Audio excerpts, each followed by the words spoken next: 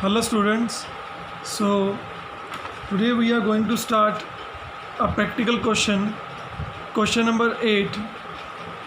Prepare journal entries in the books of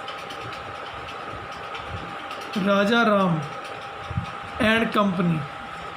first transaction है इसके अंदर मार्च 3 को बॉट गुड्स, हमने सामान ख़रीदा कैश में जिसका लीस्ट प्राइस 80,000 था।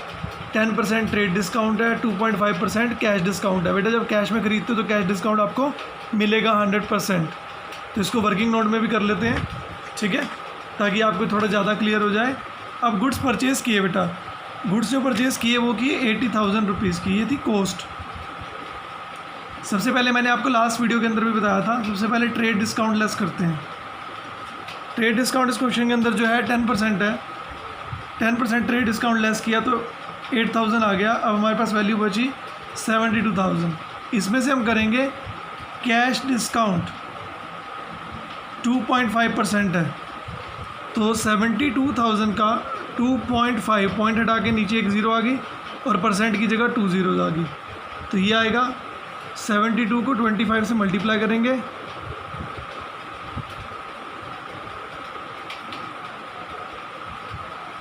$1,800 जो है वो डिस्काउंट आ जाएगा बेटा, ये लेस हो जाएगा। ये कैश डिस्काउंट है।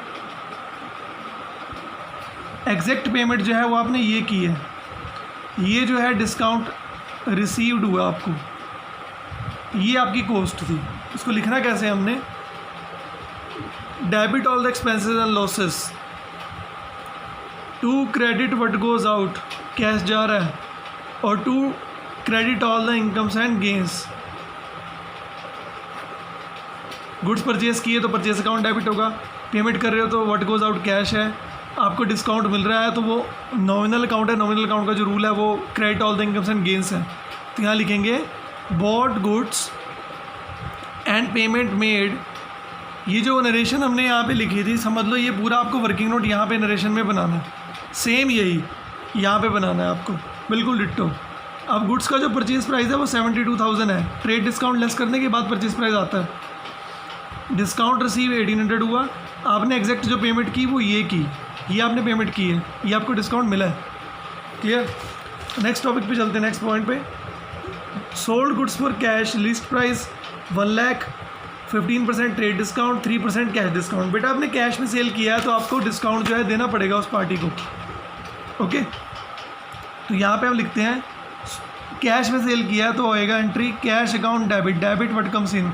सामान बेच रहे हो बेटा तो कैश आएगा, ठीक है। सेल हमेशा क्रेडिट होती है, मैंने आपको पहले भी बताया हुआ है, क्योंकि credit all the incomes and gains हैं, ठीक। यहाँ पे आएगा discount allowed account, debit all the expenses and losses.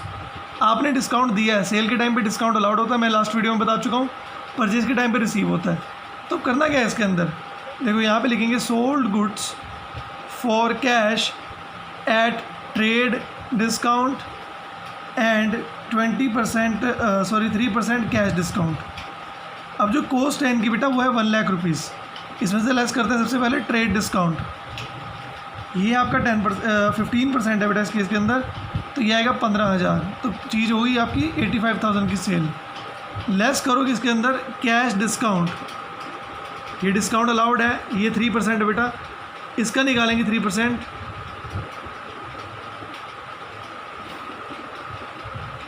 2,550 रुपये आएगा।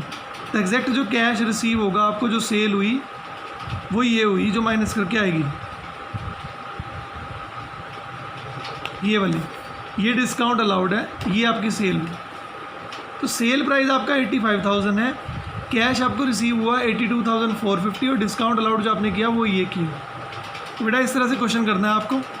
नेक्स्ट है बच्चे, सोल्ड गुड्स टू नागपाल। एक पर्सन नागपाल है, उसको हमने 50,000 का प्रोडक्ट सेल किया, 20% ट्रेड डिस्काउंट। एक बात याद रखना, ट्रेड डिस्काउंट चाहे उधार में सेल करो चाहे कैश में करो, देना पड़ता है। यह आपको रिसीव हो सकता है, कोई प्रॉब्लम नहीं है, इसकी एंट्री होती ही नहीं है, इसको जस्ट लेस करते हैं एडजस्टमेंट के अंदर। अब नागपाल को सेल किए, कहीं कैश नज़र आ रहा है? मैंने आपको पहले ही बता चुका हूँ कि अगर मान लो कि पर्सन का नेम है तो वो क्रेडिट सेल मानी जाती है। तो यहाँ पे प्रोडक्ट किसके पास जा रहे हैं बच्चे? नागपाल के पास। तो फॉर्मूला क्या है? Debit the receiver, Nagpal debit, to credit all the expense, credit all the incomes and gains, ये आपने सेल की, यहाँ लिखेंगे credit sale to Nagpal worth ₹50,000 less 20% trade discount. ये आप नरेशन में जनरल नोट में बना लेना, वर्किंग नोट में 50,000 में से हम लेस करते हैं ट्रेड डिस्काउंट 20%, 10,000 होता है, तो 40,000 की आपकी एग्जैक्ट सेल हुई। आपने नागपाल से जो है 40,000 लेने हैं। यहाँ तक है ये क्वेश्चन अभी।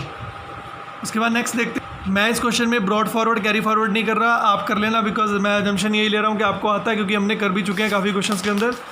नेक्स्ट है आपका, इसने बोला है कि Nagpal return 1/4 of the above good.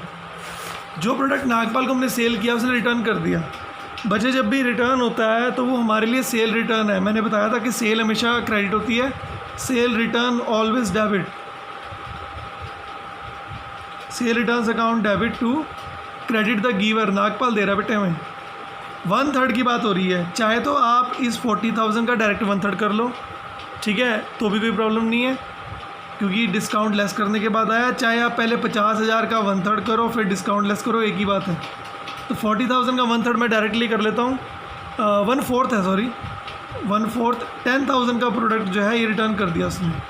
40,000 जो है ट्रेड डिस्काउंट लेस करने के बाद आया तो इजी रहेगा। अगर 50,000 पे 1/4 करोगे उसके बाद फिर ट्रेड डिस्काउंट करोगे तो वो थोड़ा लंबा प्रोसेस हो जाता है और कैलकुलेशन मिस्टेक भी हो सकती है, तो डायरेक्टली कर दो।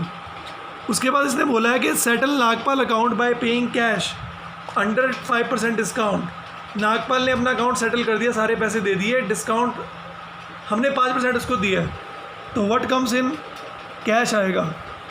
ओके, हमने उसको डिस्काउंट दिया। बेटा जब भी सेल होती है तो हम डिस्काउंट हमेशा देते हैं, कभी रिसीव नहीं होता, ये चीज़ याद रखना। क्रेडिट द गिवर, नागपाल पैसे दे रहा है। अब नागपाल से लेने कितने थे, 40,000, लेस करेंगे जो गुड्स रिटर्न हुए 10,000 के जो यहाँ पे लिखे थे, तो 30,000 नागपाल से लेने हैं। इस पे डिस्काउंट देंगे, ये डिस्काउंट अलाउड जो है इस अमाउंट पे आएगा 5% पे 1500 आ जाएगा, तो 28,500 जो है एग्जैक्ट आपको मनी रिसीव हुई बच्चे। 1500 आपने डिस्काउंट अलाउ किया, 30,000 उससे लेने थे। तो ये सिंपल सा क्वेश्चन है, नीचे इसका टोटल कर लेना, आंसर आपका आ जाएगा। बहुत आसान है, कोई प्रॉब्लम वाली बात नहीं है बच्चे इसके अंदर, तो आप इसको ट्राई करना ज़रूर। क्वेश्चन नंबर 9 भी करो, ठीक है, क्वेश्चन नंबर 10 भी करो आप।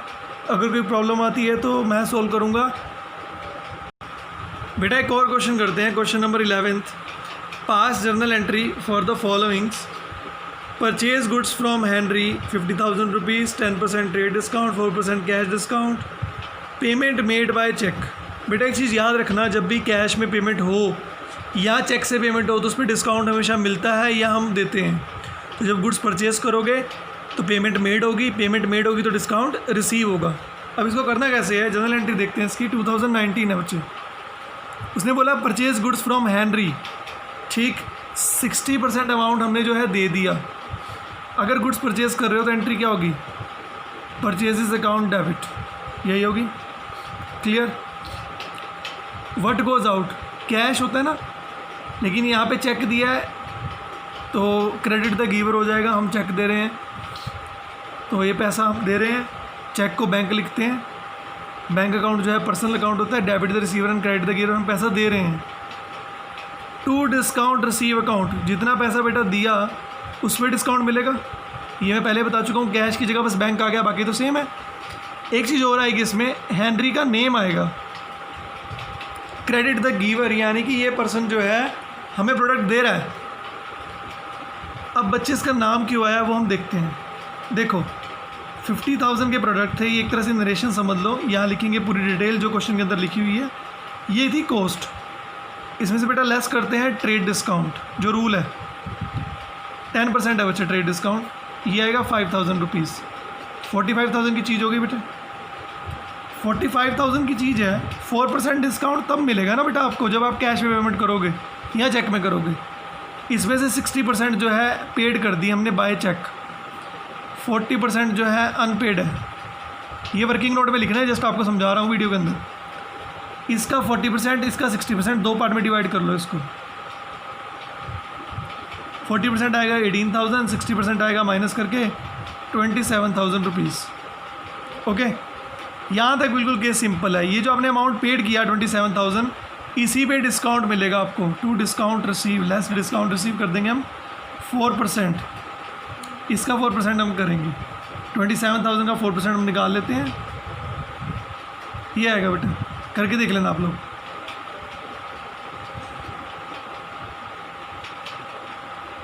बेटा ये अमाउंट जो है ये आप एग्जैक्ट उसको पे कर रहे हो बाय चेक, ये डिस्काउंट रिसीव आ गया। व्हाट अबाउट दिस, ये तो हमने पे ही नहीं किया, ये नहीं पे किया, तो ये क्या हुआ, क्रेडिटर है हमारा। कौन क्रेडिटर है, हेनरी, तो credit the giver, debit the receiver, credit the giver, तो ये पैसे इसको मैं देने हैं। गुड्स परचेज कितने की है, ट्रेड डिस्काउंट लेस करने के बाद 45,000 की। पेमेंट कितनी कर रहे हो बच्चे, ये पेमेंट कर रहे हो 25,920, डिस्काउंट कितना मिल रहा है 1080, क्रेडिटर कितने हैं आपके 18,000। तो बेटा इसको पॉइंट को हमने ऐसे करना है। ये पॉइंट आई होप आप लोगों को समझ आ गया होगा। ये थोड़ा सा डिफिकल्ट भी है लेकिन बहुत इजी कंसेप्ट है, आपको क्लियर आना चाहिए, समझ आना चाहिए, ठीक है। नेक्स्ट है उसके बाद sold goods to Sherpa, list price 50,000 हमने सेल किया, 20% डिस्काउंट है, 4% कैश डिस्काउंट है। अगर पेमेंट 7 दिन के अंदर मिलती है, 18 और 7 दिन 25 जनवरी तक अगर पेमेंट मिल जाती है बच्चे तो हम डिस्काउंट देंगे उसको, अदरवाइज़ नहीं देंगे। उसने पेमेंट कब दी, 23 को। 75% जो पेमेंट है, 75% पेमेंट है, ये 23 को दे दी। इट मीन्स जो 25% बची वो तो दी नहीं उसने, तो डिस्काउंट सिर्फ इसी पे देंगे हम उसको, अलाउ इसी पे करेंगे। तो ये भी सेम ऐसे होगा। पहले मैं जर्नल एंट्री बता दूँ, सोल्ड गुड्स टू बेटा शेरपा, ठीक है ना। Cash account debit, debit what comes in, cash आ रहा है, okay. Discount allowed account debit, जितना कैश आया उसमें तुम डिस्काउंट दोगे बच्चे। शेरपा अकाउंट डेबिट, बोलने में अकाउंट आएगा, लिखने में नहीं आएगा। टू सेल्स, आपने सेल की थी। Debit what comes in, discount allowed account debit nominal account, and Sherpa debit, यानी कि ये पर्सन का नाम तब आया कि हमने उसको उधार में सामान भी बेचा है, क्योंकि 25% पेमेंट अभी रिसीव नहीं हुई है ना। ये एंट्री वैसे बनती है लेकिन हमने बेटा इसकी बात करनी है 18 की, हमने फ़िलहाल सेल किया, पेमेंट अभी रिसीव नहीं हुई, तो एंट्री होगी हमारे पास फ़िलहाल के लिए debit the receiver, Henry debit to sales account, क्योंकि कैश तो कुछ मिला ही नहीं ना उस टाइम। तो 50,000 का प्रोडक्ट है, लेस कर देंगे 20% ट्रेड डिस्काउंट, आपको प्रॉपर नरेशन में लिखना होगा ये। तो बेटा ये 40,000 का प्रोडक्ट जो है सेल किया, ये डेट आएगी आपकी जनवरी 18 को। नेक्स्ट केस जो हम टोटल मैं बता रहा हूँ ना आपको कैसे कैसे ये वाली एंट्री वाला, ये केस आगे आने वाला है जनवरी 23 को, क्योंकि एक 7 दिन के अंदर तो उसने पेमेंट कर दी है, तो वो करते हैं हम एंट्री। तो बच्चे यहाँ पे जो डेट आएगी वो आएगी 23 जनवरी। डेबिट व्हाट कम्स इन, पैसा आ रहा है हमारे पास, हमने उसको डिस्काउंट भी दिया है। अमाउंट अभी कैलकुलेट करते हैं, डिस्काउंट अलाउड अकाउंट डेबिट लिख देंगे। Debit the receiver, Henry, Henry को जो प्रोडक्ट उधार में दिया था, है ना बेटे, ये भी तो आएगा जो 25% पेमेंट नहीं मिली। टू जो है सेल्स अकाउंट, वैसे तो एंट्री ये होनी चाहिए, लेकिन इसमें वो पर्सन अगर बेटा पैसे दे रहा है तो ये एंट्री करने की ज़रूरत नहीं होनी चाहिए, हम सिंपल ही एंट्री करते हैं। ये एंट्री नहीं होगी बेटा क्योंकि ये हम कर चुके हैं, पहले ही सेल की है हमने हेनरी को, तो एंट्री ये होगी normal. Debit what comes in, discount allowed account debit to credit the giver, पैसे कौन दे रहा है, हेनरी। अब पैसे आएंगे कितने बेटा, 40,000 थे, करेक्ट। इसमें से 75% रिसीव हो रहा है, 40,000 का 75% होता है 30,000 बेटा। 30,000 हेनरी दे रहा है मान लो, उस पर हमने डिस्काउंट देना है 4%, लेस करेंगे कैश डिस्काउंट, 4% इसका आएगा बेटा 1,200 रुपये, ठीक है। तो 1,200 आपने इसको डिस्काउंट दिया, 28,800 आपको जो है रिसीव हो रहे हैं, ये ऐसे करेंगे। अब आप कहोगे कि सर ये एंट्री क्यों नहीं की, बेटा ये एंट्री इसलिए नहीं की क्योंकि ये एंट्री हम कर चुके हैं सेल की, Henry account debit to sale जो लास्ट एंट्री हमने की थी। ये एंट्री तब होती अगर मान लो कि पेमेंट जो है साथ के साथ आधी मिल रही है आधी नहीं मिल रही। अब वो जो 25% बचे वो तो हमने ऑलरेडी 40,000 में लिखे हुए हैं ना, 40,000 का पार्ट ही तो है, 40,000 की सेल हुई थी, 75% उसी का पार्ट तो है, तो वो लिखने की ज़रूरत नहीं है। इसके बाद नेक्स्ट आते हैं, कह रहा है sold goods to Garima 1 lakh का, 20% ट्रेड डिस्काउंट दिया, 5% कैश डिस्काउंट दिया, अगर पेमेंट 15 दिन के अंदर मिलती है, 25 जनवरी एंड 15 डेज़, 14 फ़ैब तक ये पेमेंट मिलनी चाहिए, 10 फ़ैब तक, सॉरी 9 फ़ैब तक। उसने पेमेंट कर दी 1/4, 5 फैब को 1/4 की है, 60% जो है 15 को दी है, तो बेटा इस पर तो कोई डिस्काउंट मिलेगा ही नहीं, है ना। डिस्काउंट तो उस पर मिलेगा जो 15 दिन के अंदर मिल रही है। 15 दिन के अंदर तो ये कैटेगरी आती है, ये तो आती नहीं, ये तो 20 डेज़ में आती है। इसकी जनरल एंट्री करते हैं। पहले तो सिंपल एंट्री होगी, debit the receiver, Garima debit to sales account, यहाँ लिख देंगे being credit sale to Garima 1 lakh rupees है at the rate 20% trade discount, 80,000 में आपने प्रोडक्ट सेल किया बच्चे। उसके बाद 5 फैब को जो है पेमेंट मिल रही है आपको 1/4, तो आप उस पर डिस्काउंट दोगे।